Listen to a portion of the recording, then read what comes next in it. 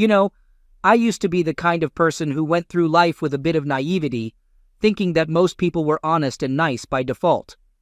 I guess I always tried to be that way myself, but these days, I've become a bit more cynical and not as easily fooled. Still, sometimes I have my moments of being too generous and getting taken advantage of. It's like my faith in humanity gets shattered, but every now and then, something or someone comes along and helps rebuild it, even if just a little. Back when I was younger, I was a total pushover. Now that I'm 31, I've learned a bit from my mistakes, but at 22, fresh out of college with my computer science degree, I fell head over heels for Natalie. Natalie was 4 years older than me and was also studying at the same college, working towards her English degree with dreams of becoming a writing teacher and getting an MFA. We had different backgrounds and interests, but surprisingly, we hit it off really well.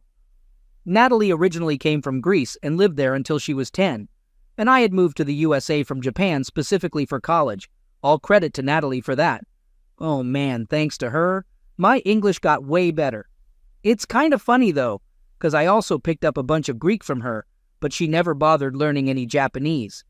Anyway, we got super serious and dated exclusively after just 2 months of being together for a whole year. Looking back, I've realized that I've always let myself get pushed into relationships, even back in my teenage days. If a girl showed interest, I'd just go along with it, thinking it was the nice thing to do. Don't get me wrong, I really liked Natalie, but now, years later, I see that she pretty much pressured me into the relationship too. After finishing my degree, I scored a sweet job as a software developer with a handsome salary. Natalie was still wrapping up her BA in English and worked at a clothing store in the mall. Guess you could say I was a bit of a sucker, always trying to be nice. I even let her move into my place without paying rent. She said she'd cover groceries, but we ended up eating out most of the time, so she didn't contribute financially at all. She claimed she paid for school through scholarships, and I had no reason to doubt her. Then, after she graduated, she popped the question and proposed to me. It was a bit weird, because I grew up thinking guys were supposed to do the proposing. But hey, this is the USA, and things can be different here. So, my parents live in Japan, but they came to America for the wedding. At first, they weren't too thrilled about me marrying someone from a different race, but Natalie won them over with her charm. I always spoke highly of her, and since my parents don't know any English, I had to do a lot of translating. Props to Natalie for being patient with that. Her parents, who are Greek Americans, were totally cool with us being together. They didn't see any issue with their daughter marrying a younger Japanese guy. Speaking of parents, early on in our relationship, I told Natalie that some of my distant relatives were part of the Imperial Japanese during WW2, and some even died in kamikaze missions. I also mentioned that I've been practicing judo my whole life. I wasn't bragging or trying to sound edgy, it was just her asking about my past and interests. In return, Natalie shared a pretty intense story. She told me about how her father used to be involved with the mafia in Greece and had to flee to the USA with a new identity to avoid getting caught for a crime he committed. This was back when we were just getting to know each other and not super serious yet. I think she wanted to impress me with her background and show that she had some serious street cred. Personally, she's about as gangster as a wardrobe from Abercrombie & Fitch. But once we got serious as a couple, Natalie came clean about her dad's mafia hitman story, admitting she was just trying to impress me and score cool points. I guess she didn't think we'd last long, so she spilled it in a cute way, hoping I'd like her more. Weird flex, right? Anyway, I accepted it and moved on, thinking her dad was actually a retired auto mechanic. I didn't dwell on it too much. Fast forward a couple of years and I think our marriage is going well. We even have a daughter named Katie, and I managed to buy us a house with a down payment and a monthly mortgage. I also took care of Natalie's school loans. Turns out, her scholarship claims were all made up, which looking back, should have been a big red flag about her honesty. After being a homemaker for a while, Natalie told me she wanted to pursue her MFA, but none of the nearby universities accepted her due to her low undergraduate GPA. However, she got into a private for-profit university that overlooked her GPA for the bargain price of $20,000 per semester. Quite a steep cost. Now, my daughter Katie is 7 years old, and let me tell you, people are absolutely amazed when they see her. Having a mixed Japanese and Greek child is something truly beautiful, and I'm incredibly proud to be her dad. I mean, I know all parents feel that way about their kids, but I'm not kidding when I say it. These days, though, I've become more clear-headed and realized that Natalie wasn't exactly the best partner. At best, she was a lazy opportunist, and at worst, a shameless gold digger. Back then, I wasn't as clear-headed, and it didn't occur to me that she might have just been using me to pay for her education and have a child, so she could secure a free house and child support before divorcing me and taking everything. Sometimes, I get a bit weak and imagine that maybe Natalie didn't plan it all like that and actually loved me at some point. But honestly, I worked full-time while she dropped off our child at her parents' place to attend classes most days. A couple more years went by, and Natalie finished her MFA. I still thought our marriage was going great. I had a sensible work schedule, spending time with my wife and daughter, doing all the regular family stuff. We'd go out to dinner, take trips, and celebrate anniversaries like any normal married couple. So, up until now, Natalie has always been telling me how much she loves me, love of her life and all that stuff. But then, out of the blue, she hits me with the cliché, "I need space," which I now realize is Greek for, "I've been cheating on you for a while now, and I don't care if you know." Can you believe it? Of course, I ask her if there's someone else, and she's all like, "No, I just need to find myself." I'm like, "Okay, what does that even mean? Are you moving out or what?" I swear I was such a big sucker. I ended up staying in some crummy motel room, paying a fortune weekly, all while still covering the expenses for my 3-bedroom house just to give her space. Natalie, being all noble and generous, would let me come to my own house on Sundays to see my daughter and pretend to be a happy family for a little while. But guess what? After just a month of me being in this Motel 6, she drops the bombshell that she wants a divorce. I was devastated. And here comes the classic line, "I need to find myself." Yeah, right. Total bullsh*T. The divorce news wasn't even a bombshell. It was more like the last nudge that broke the camel's back. I had to ask her again if there was someone else, and she sticks to her no. So, she straight up told me she didn't love me anymore. I had kind of accepted it, so I wasn't completely devastated when Natalie said she was leaving. But the real gut punch was knowing I'd have to share custody of our kid instead of being a full, happy family all the time. And let me tell you, I was a real sucker. Natalie didn't want to share custody. She wanted full custody. To make matters worse, she started making up claims about me being offensive. While I was at that Motel 6, she went to her parents and spun a tale about how I had been offensive for years. She even used my judo practice as proof that I had a lot of aggression. During the court proceedings, she accused me of being offensive to our 3-year-old daughter. I tried to defend myself, saying she was making it all up, but she went on to claim that I was emotionally and verbally cruel to her as well. It was ridiculous, because she was the one who said she needed space and kicked me out of the house, but she just called me a liar. Let me tell you, the whole process was ugly and messy, and the judge, who was relatively young but seemed jaded beyond her years, sided with Natalie. She denied me custody and only gave me supervised visitation rights. As Katie grew older and started understanding words, Natalie poisoned her mind against me to the point where Katie refused to see me, even for supervised visits. I don't know if Katie herself said, "I don't want to see my dad," but she always relayed that our daughter didn't want to see me. She communicated this through text messages. Sometimes, I hoped I could catch her admitting on audio recording that I was never offensive and that she was a big liar. But I think she was worried about that too, so she stuck to texts where she could be more careful with her words. A whole year went by. I'm still paying the mortgage on a house I can't live in, and I can't see my daughter without any warning. Then one day, my boss calls me into his office and fires me. Since it's a regular job, they can fire me for any reason without having to explain. It was a shock for my team to see me carrying a box of my things out to my car as the days and weeks passed.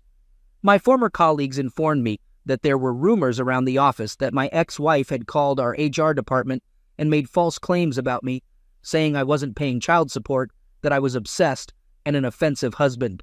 Now that I know what I know, I realize I should have immediately told my boss about my divorce and warned them that my ex could be a bit crazy. I texted Natalie to ask her about it, but she acted clueless and had mutual friends swear me to secrecy. They told me that Natalie had become a composition teacher at a community college after getting her MFA. It seems she waited until the child and spousal support I paid became a standard, regardless of my income. And then, for her own reasons, she decided to sabotage my career. Luckily, I had plenty of references from my old job and a sought-after skill set, so I knew I wouldn't stay unemployed for long. But to keep up with the child support, spousal support, and mortgage payments for Natalie without draining my savings, I needed something to hold me over. So I started driving for Uber. I did it for a few weeks, while also interviewing with different companies. I had saved enough money so I wasn't desperate enough to accept just any job while doing my rideshare gig. One day, I picked up a passenger named Victoria. She was around my age, just 4 months older, and worked in graphic design. She had Italian heritage but had lived in the USA her whole life and didn't speak the language. So we start chatting, and before I know it, we're officially dating. She's fully aware of my situation, and the best part is that this is the first relationship where I didn't feel pressured into calling someone my girlfriend. During this time, my lawyer tried to negotiate with Natalie's side to reduce my monthly obligations or change visitation rights, but it didn't work out. Natalie's lawyer presented some paperwork claiming her job was only part-time and couldn't meet her lifestyle needs. Weirdly enough, Natalie herself never showed up to these meetings. Her lawyer represented her instead. Oh, and get this. She even went ahead and filed a restraining order against me from entering my own house, just to back up her false narrative about me being offensive. It's almost laughable. Now, I do have some judo training, but I never really use it to hurt anyone, even in self-defense. My training partners say I hold back too much, always worried about making others uncomfortable. So Victoria and I date for a few months. Meanwhile, I score a new job in the tech industry with a higher salary than before. Unlike Natalie, Victoria has her own place and doesn't rush into moving in with me. Actually, she asked if I wanted to move in with her. I enjoy my one-bedroom place and prefer taking things slow with her. Over time, Victoria was totally fine with the whole situation. She shared with me how she's going to community college to get her AA in graphic design. It turns out she's naturally talented and already excels at her job without any formal education. But of course, her employer needs her to have some college degree for an official promotion. What a coincidence, right? Here's the interesting part. Victoria's English teacher, a core requirement for her degree, is none other than my ex-wife. Crazy, huh? But Victoria never spills the beans about our relationship to her teacher. I asked her to keep it hush-hush, and she's totally on board with my plan. Victoria goes above and beyond, and she becomes friends with the teacher, getting all chummy by suggesting they grab drinks after class over the next few weeks. She's a real master at winning trust and working her way into a position of confidence. So, she finishes the course with a good grade and still maintains her friendship with the teacher. And here's where it gets even better. Victoria manages to record a conversation where Natalie admits she works at the college full-time. All it took was a couple of drinks and some friendly chit-chat to get Natalie talking. Little did the teacher know she was chatting with her ex-husband's girlfriend. It's pretty funny how these things unfold, especially when someone thinks they can trust you as a friend. Cheers to Victoria for handling this with style and getting Natalie on tape making fun of me for driving for Uber. Priceless. Get this. The guy's got a master's in computer science, but he's driving a taxi. Victoria did her thing slowly but surely, recording Natalie admitting she's a liar and making fun of her exes like they're losers. She really got one over on them. Victoria actually got Natalie on tape confessing that her ex was a total harmless dweeb, a real scaredy cat. So was he a nice guy? Oh yeah, he was like sweet maple syrup Ned Flanders from The Simpsons. But then, Natalie had the nerve to mock his Japanese accent with those ignorant ching-chong sounds. It's just messed up. And she goes on about how this weakling never even touched her or their daughter. Oh man, Natalie, if you mess with me, you'll be in big trouble. And if he ever tries to harm our daughter, I'd do something drastic like poison him or whatever. So, about a week later, I put on some fake tears in front of the judge and convinced her to order him to pay a hefty amount. I even managed to get him fired from his job with an asterisk next to it. Why would I do that if he's supposedly a nice guy? It's just for fun and games, messing with him a bit. Every time Victoria and Natalie went out, Victoria would show me her phone all excited and play the recordings of what went down. I already had some good evidence. But then Victoria told me about this piece de la résistance, a moment when Natalie talked about cute guys in the English class she was teaching, and she's 28, while most of the guys are like 19 to 21. Natalie is quite the character. At 33, she proudly boasts about hooking up with students all the time like it's no big deal. She was even having close relations with her classmates while she was still married. She talks about having closeness with them like it's some kind of sport. In her shared office, she laughs about doing it on another professor's desk and not even bothering to clean it up or tell them afterward. And she jokes, "Of course they hooked up with me. How else do you think some of those clueless students managed to pass their courses?" Victoria actually got specific students' names. All this is pretty nasty, but so far it's technically hearsay, and she might deny it when questioned. Seems more like a matter for the school itself to mull over and decide. Victoria has already finished her associate's degree and got promoted at work. She manages to arrange a meeting with one of the top administrators at the school to discuss something urgent, and she shows him the recording she has. The administrator thanks her and assures her that they'll take care of the situation. The part of the recordings that caught my attention the most was when Natalie was bragging about bringing students to her house, getting close with them, and even doing pills with them while her roommate Katie was also at home. I didn't waste any time trying to be fancy with lawyers. Yep, I sent my lawyer the recordings too, but before that, I called the police. And here's what went down. Natalie got fired from her job, lost all her college degrees due to academic dishonesty, and got banned from teaching. The students who were subpoenaed for questioning didn't get kicked out of school, but they got a serious warning to keep any romantic stuff away from campus and not involve school employees. The cops found pills at Natalie's place, and now she's paying the price. She lost custody, alimony, and her home because she got an 8-year prison sentence for pills possession, child endangerment, lying under oath, and making false reports to the police. If she behaves well, she might be out in 5 years, but she'll never get custody of Katie again. On the bright side, Katie is doing great. She loves Victoria, loves her dad, and is back home as a happy and lovely little girl. Oh, and I discovered that Natalie's parents lied in court to make me lose custody of Victoria, so I tipped off the police, and now they're looking into a murder case from 25 years ago involving Natalie. Anyway, things have turned around for Victoria and me.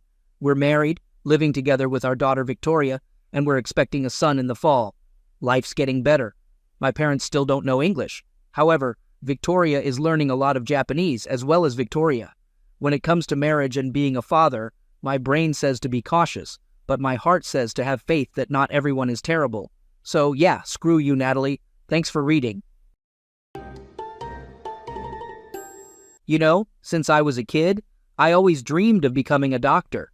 But senior year in college, I had to shift gears and aim for becoming a physician assistant, mainly because of money troubles. My dad got hurt at work, and I had to step up to help support the fam. So, I got to know more about PAs, the shorter study period, and the chance to help people really drew me in. That's also where I met my future wife. Life's been pretty sweet ever since. As the years went by, we got on top of our money problems, so I started thinking about medical school again. My wife was totally on board. Soon after we had that talk, she got pregnant. What a surprise. Turns out I did really well in my applications and got to pick from a bunch of schools. My wife was thrilled for us, but after our baby was born, she got hit with postpartum depression and times got tough, but we pulled through. I had to travel all over the country for interviews, so I was gone a lot when our kid was between 4 and 6 months old. My folks really came through for us during this time, supporting my wife a lot. I gotta admit, our romantic life took a bit of a hit for a year after our kid was born, mostly because of all this. So, we made the call to choose a school in a different state, even though I had a free ride at a local one. My wife was totally pumped to take off with me, and the other school had a better reputation, was in an awesome spot, and they threw in a pretty solid scholarship too. Then, wham, COVID hit. With a kiddo to think about, we weren't cool with the idea of daycare, and she was nearly done with her student loans. She had them refinanced, so no break there. We decided it was best for her to stay close to my folks and keep her job. They're amazing and look after our little one weekdays, and they give her a breather when she needs it. The plan was to bring them up in the spring if COVID would let up. With our savings, she could even take a couple of years off work, no problem. Everything seemed just fine between us until late October, when she drops this bombshell that she wants to split up. I was totally floored. All I could muster was telling her to do whatever makes her happy. I know, lame response, but I was thrown for a loop. I mean, I just called to check in on her and she hits me with that out of nowhere. So, we didn't chat for about 3 weeks after that bombshell. I rolled back into town for Thanksgiving, and suddenly she's acting like she never said anything about splitting up. She says she's just been feeling down because we haven't been close, what with the distance and all. We had a real heart-to-heart and decided we'd try to work things out. Then I was back to med school for a week before they called off the in-person classes for the term cause of COVID. As I'm sitting at the airport waiting for her, she sends me a text saying she needs some alone time. So I ended up crashing with my folks for a few days. When we finally got together to talk, she admits she's not happy with my decision to go after the doctor dream. Turns out, she's been scared to tell me this whole time. I asked if there was anything I could do to change how she felt, and she dropped the big one. It's either her or med school. I picked medicine. Man, that was the hardest call I've ever had to make. Now my kid's gonna grow up in a broken home. I suggested couples counseling, but she wasn't having any of it. When I asked if there was anything I could do to change her mind, she was a firm no. She was done playing second fiddle. I'm still reeling, you know? And the worst part is, I won't get to see my kiddo as much as I want to, because I'm usually halfway across the country. Right now, I'm looking into some stuff, thinking maybe mediation might be the way to go, but everything's kind of blurry. She's saying we can split everything down the middle. Our bank account, stuff we own, even custody of our kid. She's even offering to buy me out of the stuff we bought together. I'm at a loss about how child support is going to play out, since I won't have a job for the next 3.5 years and she's raking in decent dough. Honestly, I don't know why I'm even sharing all this. Maybe because some folks here might have been through something similar. Who knows? The world's gone mad. Update. I posted all the stuff above when my wife, out of nowhere, said she wanted a divorce. We've been together for 6 years, hitched for 2, and we've got a little guy who's 1.5 years old. We set up mediation, which we both agreed on, but then she up and canceled it a couple of weeks back. She said she wanted us to work through stuff ourselves. So I went home after Christmas. We even planned a road trip to New Orleans, just to chill, eat some good food, and spend time together. Then, last night, I made up my mind to snoop through her phone while she was out cold. The thing that jumped out at me was her chats with her sister and best friend were wiped clean. My spidey senses started tingling right away. So, I come across this group chat she missed deleting, where there's some guy being talked about. I do a deep dive into her social media and land on WhatsApp. She'd cleared out her chats with this dude and her sister and best friend, but she missed deleting a group chat that included all three. They call themselves Lost MILFs. One divorcee, one who's never been married, and my soon-to-be ex-wife. Then, bam, I find it all. She'd been seeing another guy, hooking up with him, even saying, "I love you" to him. She shared with her friends how freaked out she was that her period was late, and was bad-mouthing me, telling her friends complete lies about stuff I never did. Her sister, who I thought of as my own, straight up lied to my face, acting surprised when I told her about the divorce. They even went through my phone records, looking for any dirt on me. Came up empty. Wow, he really is perfect. I think the reality of the divorce made her snap back to her senses. She told this guy it was over. She confessed her love to him, said she had no feelings for me, but still wanted to work on our marriage. This dude I've never even met had the nerve to say I don't care about my son, that he could be a better dad to him than me, that he loved her more than I ever could. She asked me to look after our kiddo while she went to therapy. But nope, turns out she handed off our kid to me so she could go mess around with this other guy. She's just awful. I can't wrap my head around how she turned from the woman I married into this. She tried to hide it all. If I hadn't snooped on her phone, I'd still be blissfully clueless, thinking everything's good. Just yesterday, she was boasting about how her patients always want to see pictures of me and our son, saying we're both good-looking and look like twins. It's like she's living in some twisted fantasy. Guys, I can't put into words how blindsided I am. It's always about someone else. Always. She rewrote history, remembered things wrong, and flat out made stuff up. It's like that whole affair fog people talk about, anything to make sure she's not the bad guy in her own story.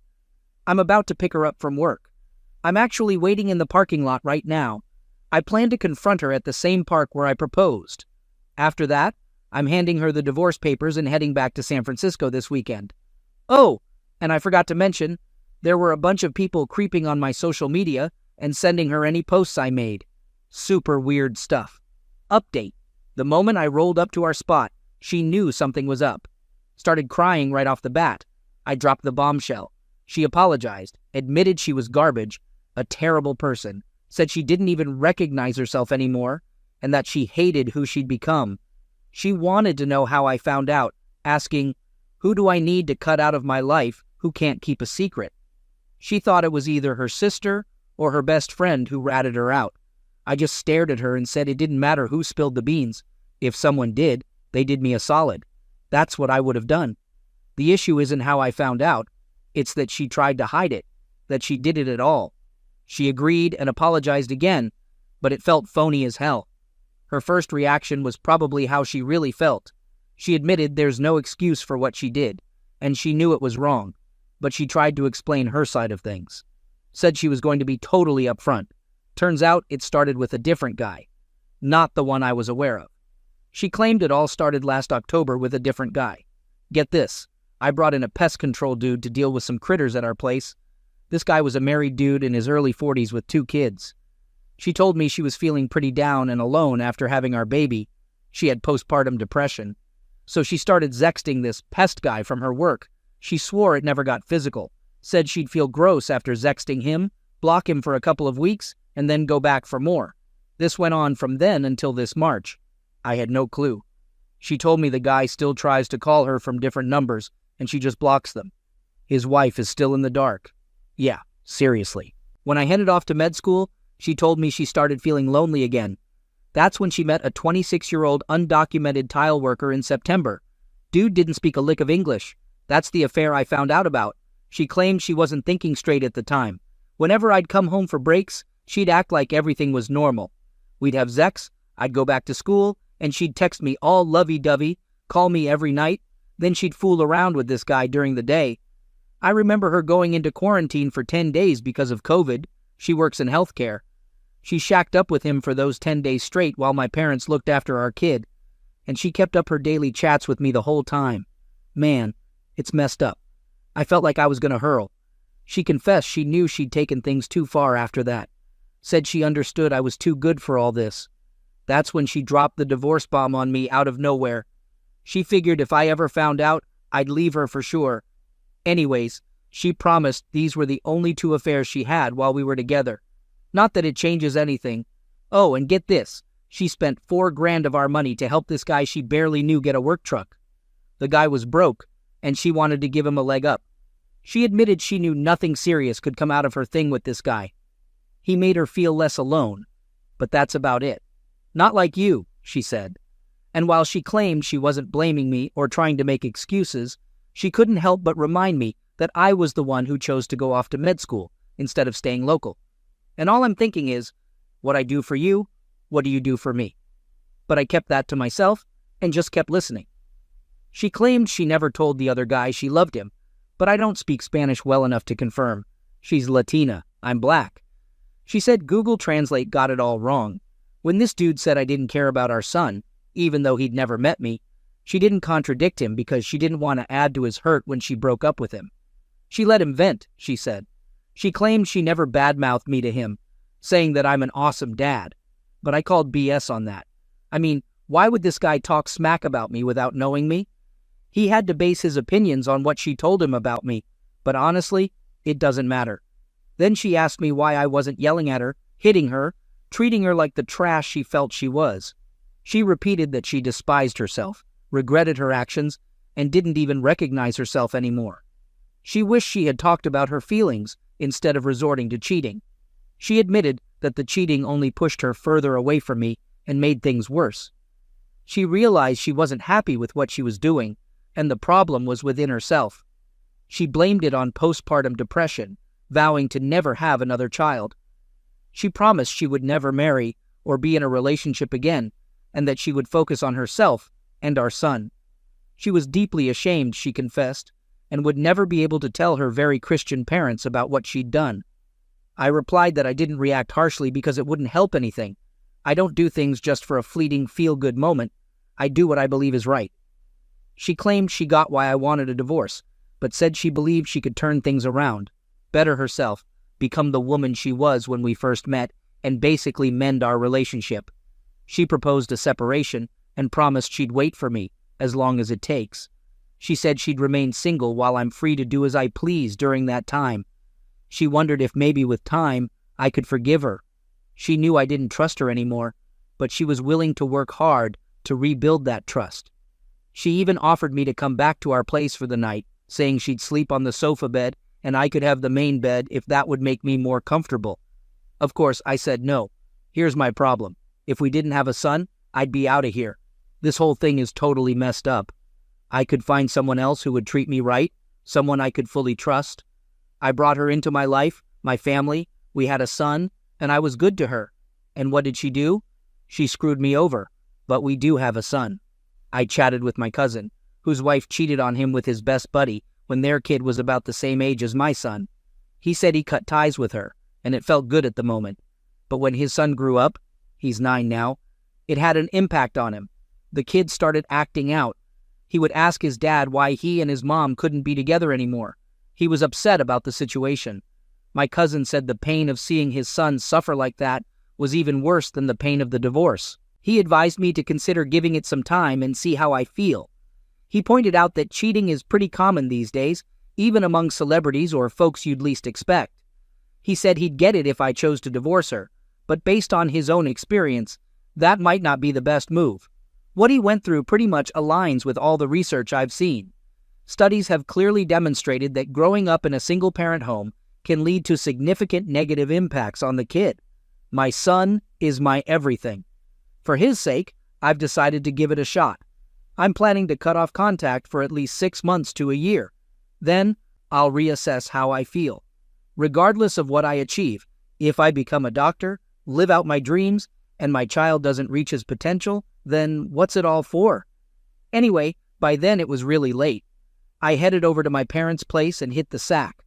I don't know, it seemed like she was being honest. She opened up about something that happened which I had no clue about. She seemed to feel regret, but that doesn't undo what she did. Having a kid definitely makes things more complicated.